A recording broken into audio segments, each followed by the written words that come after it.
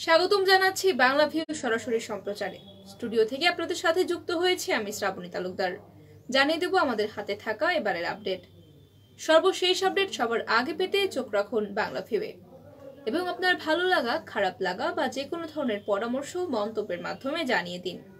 আপনি যদি ইউটিউবে দেখে থাকেন তাহলে অবশ্যই আমাদের চ্যানেলটি সাবস্ক্রাইব করুন এবং পরবর্তী ভিডিও পেতে বেল আইকনটি ক্লিক করুন। চলে যাচ্ছে খবরে।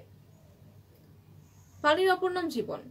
কোথাও কোথাও হচ্ছে সেই পানির অপচয়, আবার কোথাও কোথাও পানির জন্য হাহাকার করছে মানুষ।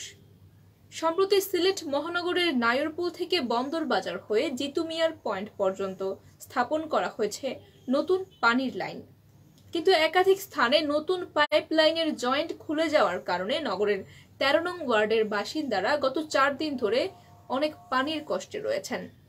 সিটি কর্পোরেশনের ভ্রাম্যমাণ গাড়ি তাদের পানি সরবরাহ করলেও চাহিদার তুলনায় তা খুবই সামান্য এবং ঘন্টার পর ঘন্টা ধরে অপেক্ষা করে থেকে তবে লাইনে দাঁড়িয়ে তারা পাচ্ছেন পানি।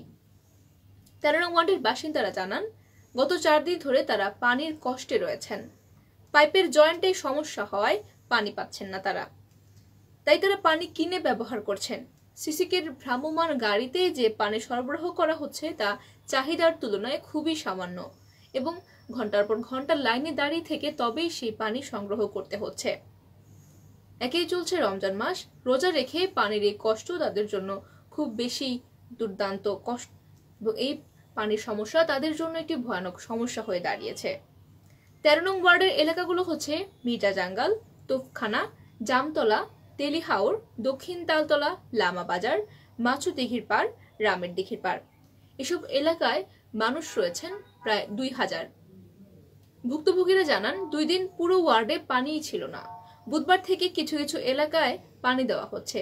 সিসি গাড়ি কিছু কিছু এলাকায় পানি দিলেও বেশিরভাগ ওয়ার্ডবাসী এখনো পানি পাচ্ছেন না, তাদেরকে কিনে ব্যবহার করতে হচ্ছে।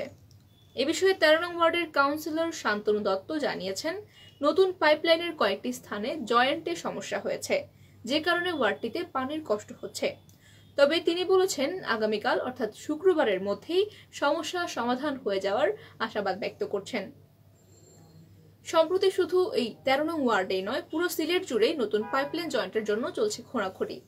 তাই শুধু এই 13 নং ওয়ার্ড নয়, সিলেট নগরের অনেক জায়গাতেই যারা সিসিকের লাইনের মাধ্যমে পানি নিয়ে থাকেন তারা পানির ভোগান্তিতে রয়েছেন। কিন্তু এই 13 নং ওয়ার্ডের বাসিন্দারা গত 4 দিন ধরে খুব বেশি ভোগান্তিতে রয়েছেন এবং প্রথম 2 দিন তারা কোনো ধরনের পানিই পাননি, কিন্তু বুধবার এবং বৃহস্পতিবার এই 2 দিন থেকে সিসিকের ভ্রাম্যমাণ গাড়ি তাদেরকে পানি সরবরাহ করছে, কিন্তু প্রয়োজনের তুলনায় তা খুবই সামান্য। এবং 13 নং ওয়ার্ডের কাউন্সিলর জানিয়েছেন, আগামীকাল অর্থাৎ শুক্রবারের মধ্যে এই সমস্যাটির সমাধান হয়ে যাবে। দেখা যাক সমস্যার সমাধান কতদূর হয়। সুপ্রিয় দর্শক শ্রোতা, এই ছিল আমাদের হাতে থাকা আপডেট। এতক্ষণ যারা সঙ্গে ছিলেন সকলকে অসংখ্য ধন্যবাদ। পরবর্তী আপডেট পেতে অবশ্যই আমাদের চ্যানেলটি সাবস্ক্রাইব করুন এবং যুক্ত থাকুন এই বেল আইকনটি ক্লিক করার মাধ্যমে। এবং আপনার ভালো লাগা, খারাপ লাগা বা যে কোনো ধরনের পরামর্শ জানিয়ে দিতে পারেন মন্তব্যের মাধ্যমে। পরবর্তী ভিডিওতে হয়তো আপনার মন্তব্য বা পরামর্শ আমাদের জন্য সহায়ক ভূমিকা পালন করবে। এতক্ষণ যারা সঙ্গে ছিলেন সকলকে আবারও ধন্যবাদ।